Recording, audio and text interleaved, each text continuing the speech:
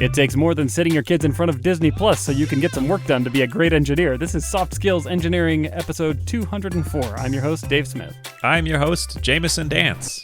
Soft Skills Engineering is a weekly advice podcast for software engineers about all the non-tech stuff, like plunking your kids down into the living room so you can get 30 minutes of work done. There's a lot of tech behind that.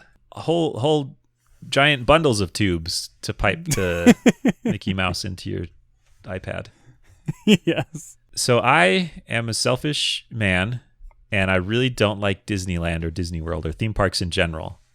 And I have, up until a week ago, successfully crushed my daughter's dreams, like in some dystopian future where they don't know colors exist and everything's in black and white, and then someone shows them a color. My mother-in-law was like, mentioned Disneyland offhand, and my daughter was like, Disneyland? What's that? And she said, oh, it's this magical place where all these Disney characters walk around and you can go talk to them in real life, and they have rides and games and food. And she was like, Father, may we please go to Disneyland? Like, you didn't know Disneyland existed. No. So someday now we will go to Disneyland. Thanks to who is this? It's my mother-in-law, Yeah. who's wonderful. And yet she did this In awful general. thing to you. Maybe I'll like it with kids. I don't know. I hated it as a middle schooler and above. You'll feel better when you send your mother-in-law the invoice for the tickets. I thought you were going to say when I send my mother-in-law there. With your daughter. Yeah, that'd be cool. Disneyland's great, but you know what's really great? Going with your grandma. She would love that. She loves her grandma. All right. I want to thank our wonderful patrons.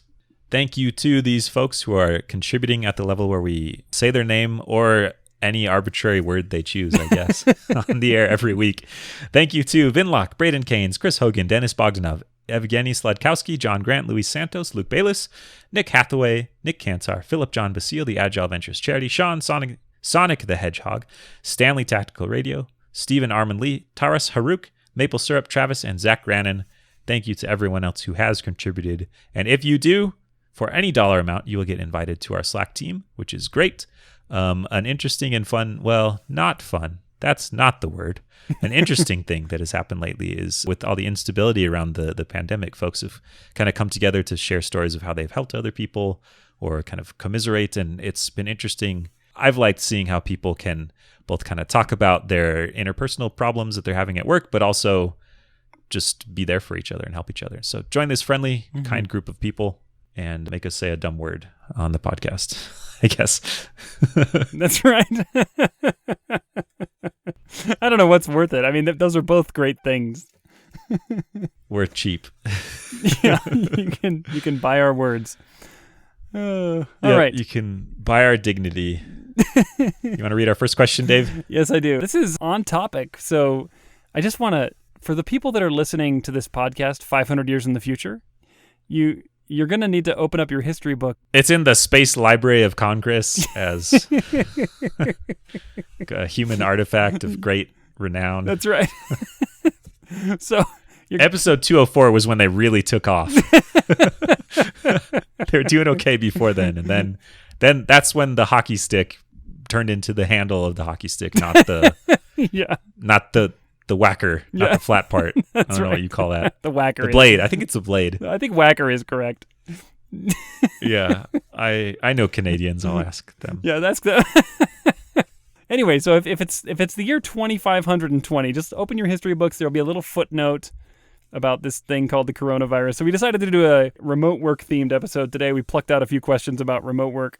Anyway, that's what we're doing today. So let's read the first one here. So this comes from an anonymous listener who says, my whole team recently transitioned to working from home. How do I handle this? The good news is I don't have a fever. That's great. I'm glad you don't have a fever, though you may be asymptomatic. That's right. It's been interesting seeing more people transition to working from home because I've been doing it since before it was cool. Dave, I've been working from home for years. Like 2? No, more than 2 years. 3? Like 4? Whoa. 4? Let me check LinkedIn. Hang on. I love how every time I ask you a question about your own life, 2016. you have to reference LinkedIn. I have to check LinkedIn. Why would I store knowledge in my brain when I give it to this for-profit company to make money off of? Anyways, so 4 years. I just got to ask, like, when you wake up in the morning and you wonder where to go to work, do you sometimes check LinkedIn first? No, I don't, because I have footprints spray painted on the carpet from my bedroom to my office. And I just, one step at a time, pick up one foot and place it on the hot pink foot.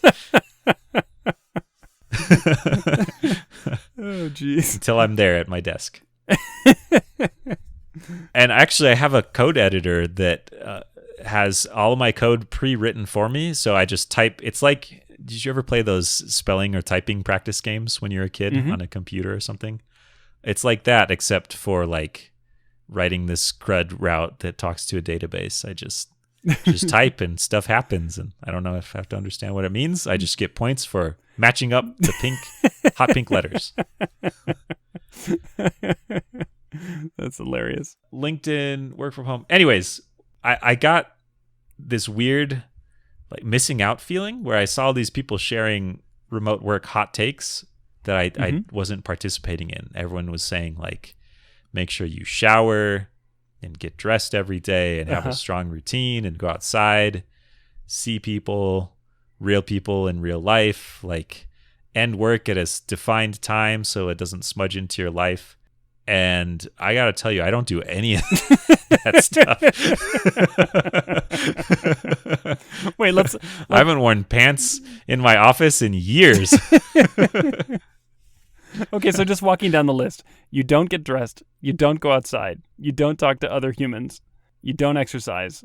What else? Shower. Oh, yeah. Eat lunch at a regular time, end work and begin work at regular times. I mean, I'll be clear. I'm currently clothed. Okay. But let's say I haven't worn pants that do not have some kind of stretchy material around the waistband in my office. Basically in 4 years. So you're saying elasticity is not just for the cloud anymore? No. No, it's not.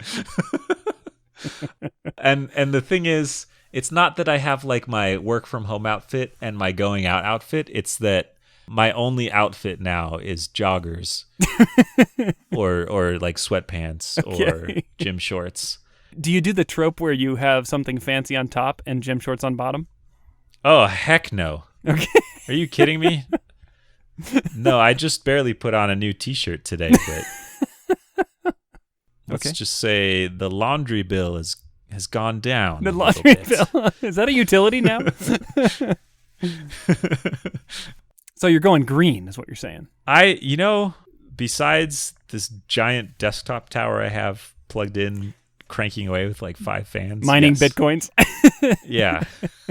Yeah, besides the part where I externalize this negative cost of destroying the environment so I can get magical internet money. Yes, I have gone very green. Okay. Great. And it's gone great. Ha ha ha ha ha. So happy.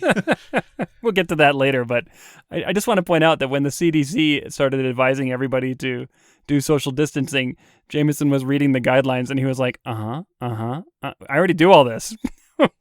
Where's the new stuff? No, literally. Yep, exactly. My life has been sheltered for years.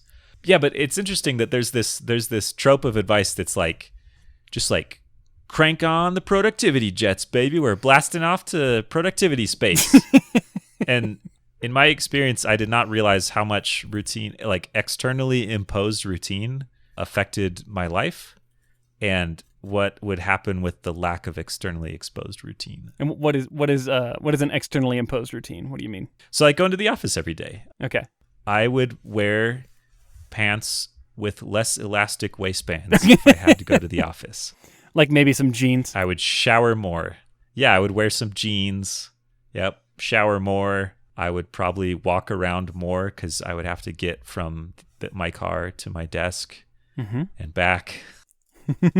Yeah, there's just some built-in stuff that happens when you go to the office, and none of that stuff happens by default when you don't. Yeah. And it turns out it doesn't have to happen at all. And what has this done to your mental health? So we were talking about this before the show.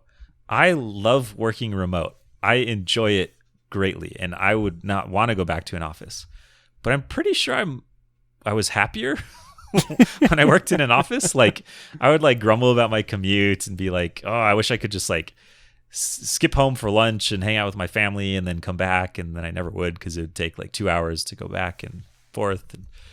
And now I can do all those things, but just I'm a pretty introverted introvert, but even I still like and do better when I'm around people regularly and around larger people. I don't know. I'm around people in my house because I'm married and have 2 kids, and they're great. I feel like I'm about to, like, but I can't stand them.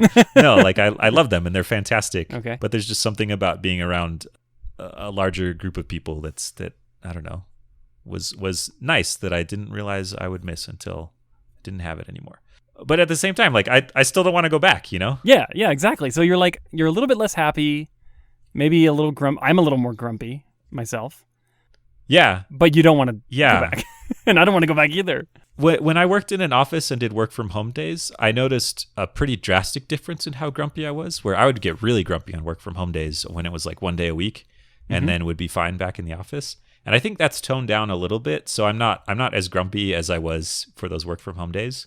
But I think I do get grumpier than I did in the office. Okay. Maybe it's like the keyboard warrior thing where, like, I don't know, they're just names in Slack, so I can send glitter bombs to their house or whatever evil thing I'm going to do without feeling the consequences. Right.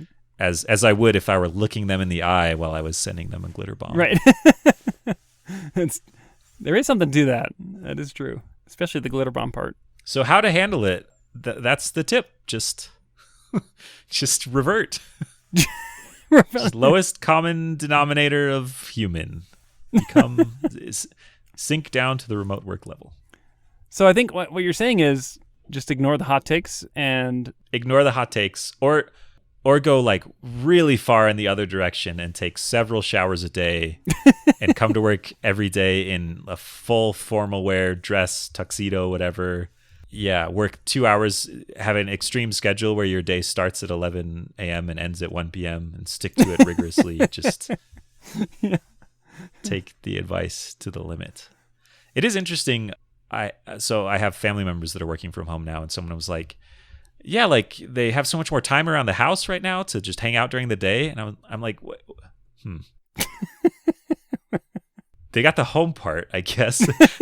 You're like what my employer is afraid of when we say remote work. Exactly. So still do work. Yeah. That's the point. Maybe that's number one. Don't screw this up for us, okay? Some of us have a good thing going. Oh man. You know, I've been remote for about 2 years now, coming up on 2 years. Oh, Dave, once you've been remote for 4 years, then you'll truly understand. Yeah. For me, you know, I've done some of that in an office, but still remote, and some of that at home, but still remote. Oh, where you're away from the home office, kind of? Yeah, like in a satellite office with other engineers, but with whom I don't work. And then all the engineers I work with are in remote cities. And I can tell you, like, I that's kind of it was almost like a transition period for me, where it's like moving from being local to being remote, but in an office, to being now remote and from home. And it was definitely a stair-step decline in my overall like happiness and demeanor. But just like you, I still want to keep doing it. I hadn't thought about that until we talked about it, and I can't figure out why. Like why you're less happy? No, why I still am convinced that I wouldn't do anything different. Stockholm Syndrome? I don't know. Maybe I'll take more showers now. I actually did do something to combat my grumpiness around the fall time, because it gets, I don't do well in the dark evenings. I don't feel well. Yeah. And my wife suggested that I start taking these vitamin D droplets in my drinks a few times a day, in my water. And, I don't know why, how, or what, but I felt so much better when I started doing that. Really? Oh, yeah. Tons. I would get like these weird like nighttime headaches. Not really headaches. It was just like very light pressure. I don't know. It was almost like a psychological headache. It was not physical. Just kind of like a psychological headache. I don't know if that makes any sense. And I didn't get them this year.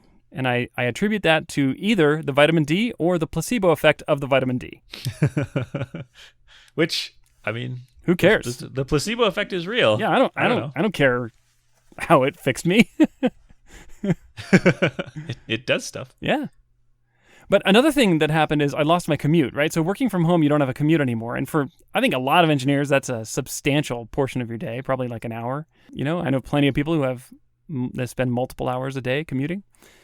And I actually did the opposite of you, Jamison. I actually went out and started going to the gym every morning instead of commuting. Oh, Dave. Hot take. Rookie mistake. That's what they want you to do. Well, I like it. So there. I don't know why, but I think I exercised more regularly when I worked in an office because really? I think it was just a routine thing. Like I would go to the gym on my way to the office. So I would leave the house at the same time, and I'm not going to like show up an hour early at work just because I'm really pumped about it. Yeah, but for some reason, there's just a lot of other stuff I can do where I work out and where I work and where I hang out with my family is all the same place. Mm-hmm. Maybe I'll be like you when I grow up, Dave. Well, good luck with that. I'd like to see you try. I just meant when you succeed, you might decide that it wasn't the best choice. Oh, okay. I mean, the standard advice I've seen a lot of is like, this is not a normal time to work from home. And the normal pattern of going through the learning curve, because there is a learning curve, is not like while everyone's kids are home from work and while people are kind of worried about this impending danger and there's a lot of uncertainty in the world in general. So I think I agree with the broad advice I've seen that you should try to do a good job, but you should also make sure you're being patient with yourself and with the other folks who are newly working from home. Yeah. You're going to see a lot of plopping kids down in front of Disney Plus. True. So I actually have two good ideas that I can share that have worked for me when I've been working from home. Would you like to hear them? Please. Okay, number one, the little conversations that happen organically in an office have to be mechanized. Otherwise, they won't happen. You will fade into the background and you will be forgotten. So I identified the list of half dozen or 10 or so people that I need to stay in contact with regularly. And I went ahead and scheduled 30-minute one-on-ones with them at different cadences. Some are twice a week, some are once a week, some are once every 2 weeks. And some are only once a month. You've twice a week one-on-ones with people? Well, I just with one person that I need to stay very connected to. Okay. Very tactical, So I do that, and it's worked very well. And I think in some companies, this can be really awkward. And I remember my last company I worked for, we did not have a culture of doing one-on-ones, but someone joined us from Google. And Google, like most big companies, I think the culture is more accepting or more encouraging of having one-on-ones that are officially scheduled on your calendar that aren't just with your boss. It's just like two peers that want to catch up. They put 30 minutes on each other's calendars and they do that. And so this one guy, this Google person, started doing that with people. And I remember some of my coworkers were like, that's weird. Like, does he think he's my boss? But I think in a remote scenario, you just have to do it, even if it's weird for your culture. So that was thing number one. It'll only be weird until the second person does it. And then it's not weird. What do you mean? Oh, yeah. And then it becomes part of the culture. Like, I don't know. You'll do it and someone else might, think it's a good idea and do it. Yeah. So the second thing that someone on my team did, which I thought was really cool, was they set up a 1-hour weekly virtual social hour where everyone on the team, we're talking like 16, 20 people, show up and we just sit and talk for an hour once a week. And we talk about, how's your work from home situation going? What's new? And everyone just takes a turn, spends a couple minutes, a few people comment and chat, and it's actually really fun. And you might think an hour of that would be tedious and bad, but actually it is really enjoyable. And I'm so glad this team member set that up for us. Is this recent? Yeah, this is with the coronavirus thing because all my team is now working from home. So they set this up in the last couple of weeks. Oh, okay. So they didn't have this just as a general thing. It's just now that people are spread out more. Yep. Interesting. Yeah, it's cool. That's a cool idea. We've talked about this on the show, but my team has a standing, always on video call that people just kind of hang out in. But that's a little bit different because there might just be nobody there the whole day. Okay. This is a defined time for everybody to come together. That's cool. So do people just randomly drop into it? Yeah, or people will drop in chat like, hey, I'm going to just be hanging out. Come hang out if you want. Okay. Huh. I've always wondered how that would work. It sounds like it's not super, it's not, a lot of people don't use it all the time. No, it's not like the whole team is there all the time. Okay. There have been moments where there are several people there, and we found out you can share your audio through Zoom, and it turns into a virtual DJ session. People spin tunes. Oh, like share the audio that your computer's playing? Yeah. So somebody will blast some Carly Rae Jepsen, all right, which is known to inspire productivity in developers. It is known. Anyways, I think we answered it. That's how you're productive when you work from home. Which is Carly Rae Jepsen. Just the sum of everything we said, shower, don't shower, lift weights, don't. No, yeah, this is a tricky time, and be patient with each other. All right, you want to read our next one? I do. This is from an anonymous listener who says, when working remotely, what should you do if either you ghost the company or the company ghosts you? What the heck? I mean, you can't get ghosted if you ghost them first. Preemptive ghosting. Better to be the ghoster than the ghostee. So just for those of you who, like me, are over 40, may not be totally in tune with this lingo, Jamison, you want to tell us what ghosting means? Yeah, I'm also an old fogey about this because it has never happened to me. But ghosting is where you're in some kind of relationship, professional, I don't know, personal, romantic, whatever, with somebody, and then they just one day never reply ever again. If I gather correctly, this is a thing that is fairly common in the dating scene where you'll just be texting with somebody and then might go on some dates. You might be even actively dating them and then just nothing ever, ever again. And they haven't died. It's painful though because it's the halting problem. You don't know for sure if you've been ghosted. You can only tell if you've not been ghosted. That's true. Like, you could ghost me as soon as we hang up from this call. And you will never know with 100% confidence if I did. Yeah, not until next week when we record, if it happens. And even then. But then... Yeah, that's a good point. I didn't think about that. I cannot fathom what would have to happen to a company for them to ghost you. Yeah. Does that mean they stop paying you? Well, I assume so. Or are they paying you still? They just don't talk to you? That's called the trust fund, I believe. If you just get free money for doing nothing. That's the dream. If you are going to ghost them, I mean, so you could ghost them and eventually you'd probably get fired. But you could put in slightly more effort and create some kind of Markov chain chatbot email thing. And you could probably delay being fired for months with that. Okay. Just read in all your past emails and texts, make a corpus out of that, and then just let her rip. Randomly starts posting status updates for you. And they don't really make any sense. And it replies to DMs. So if your boss reaches out, they're like, hey, I didn't understand what you said. And then they get some half comprehensible gibberish back. You got to insert a little delay so it looks like you're typing. Yeah, you could probably do that with code generation too. I did actually saw someone that there was a text model that came out a while ago. Anyways, they used machine learning to generate C++ code basically, and it was eerily legible but nonsensical. So you could probably write a bunch of code still. What should you do if you ghost the company? I mean, get a different job. Well, this is the part. I don't know. This is the part that I don't get. Implicit in this question is that you accidentally ghosted the company. It's apologize and say, I promise not to ghost you anymore. But I mean, at some point, I'm terribly sorry. I guess that you have to take this question to the next level, which is, what happens if you ghost the company and they don't seem to care? Then what? I think you solved a problem for them.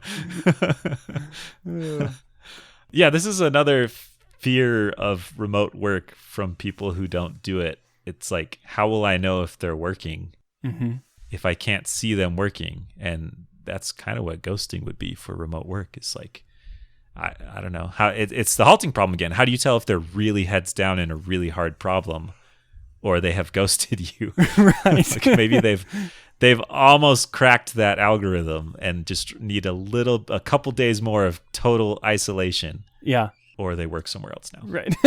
Or they've been working for another company for days and they're getting 2 paychecks. Yeah, I've seen someone ghost a company and it only lasted about a week before they were given the boot.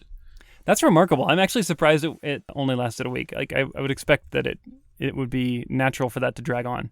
I don't know too many details about it, but my impression is that there was maybe like some kind of project that was important, that there was supposed to be a bunch of status updates. So like it was pretty obvious it was happening, Okay. I guess. Okay. Yeah, that's probably what would happen. You would probably get fired. Yep. And if the company ghosts you, you'd probably get another job. And I gotta say, just from a professional perspective, you should never ghost your company ever. Like you should always reply, even if you're in a crisis. Yeah, you should at least send out some kind of communication. That's the worst way to quit. Yeah, it doesn't cost very much. It's a much better look to say, I've decided to quit than never reply ever. Mm-hmm. Yeah. Look, I get it. Like you might be upset, but at least have the decency to show up in the parking lot and slash your boss's tires. Then you'd be a poltergeist, because those are the things that like throw sharp objects around, right? Tires? No, like you would throw a knife around. It would just so happen to hit all 4 of the tires. Okay, got it. You're a ghost, but you still affect the physical world. Isn't that what Oh a my gosh, poltergeist I is? completely missed the ghost reference in that comment. Oh, I feel like an idiot. Gotta be on your toes, I guess. Yeah. I think we've clearly answered this question. I think we have dispensed all the wisdom that is in our brains. And don't ghost your employers. Yeah, don't ghost your employers. I can't imagine a scenario in which that would be a good thing to do. Yeah. So don't do it. What should people do if they want their own questions answered, Dave? Go to softskills.audio and click on the Ask a Question button. Fill out that form, and thank you so much to everyone who has done that. What should people do if they want to support the show, Jamison? They should go to softskills.audio and click support us on Patreon, or they should just share it with other people. We love hearing from new listeners. Ask questions, share it with folks. You all are the lifeblood of the show, so thanks for doing it. We will catch you next week.